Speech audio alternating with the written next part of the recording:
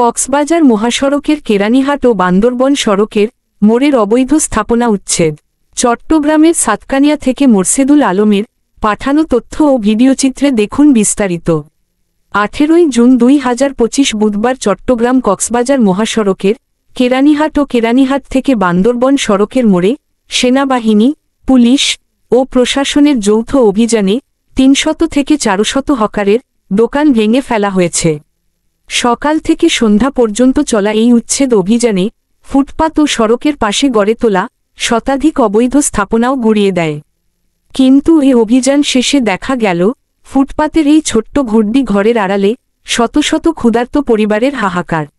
স্থানীয়রা বলেছেন, দীর্ঘদিনের এই দখলগুলো যানজটের সৃষ্টি করছে। গত শনিবার প্রথম দফায় শতাধিক ভাসমান দোকান সরিয়ে নেওয়ার পর আজ চূড়ান্ত অভিযান চালায় প্রশাসন। উপজেলা সহকারী কমিশনার ভূমি ফারিস্তা করিমের নেতৃত্বে অভিযানে অংশ নেয় সেনাবাহিনীর ক্যাপ্টেন মোহাম্মদ পারভেজ ও দোহাজারী হাইওয়ে থানার ওসি মোহাম্মদ মাহবুব আলম। কিন্তু স্থাপনাগুলো ভেঙে ফেলার পরে হকারদের জীবিকায় পড়ে গেছে অপূরণীয় সংকট।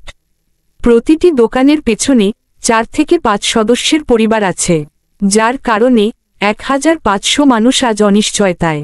এর মধ্যে 80% হকার দিনে আনে দিনে খায়। হকারদের পুনর্বাসন ছাড়া এই অভিযানকে সঠিক আইনানুগ পদক্ষেপ বলা যায় না। মানবিক দিকও মাথায় রেখে বিকল্প উৎস বের করার দায়িত্ব রয়েছে।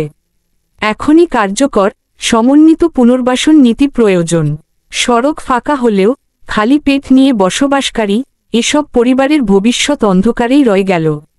তাই আগে পুনর্বাসন করে পরে উচ্ছেদ অভিযান শুরু করা উচিত বলে মনে করেন বিশ্লেষকগণ।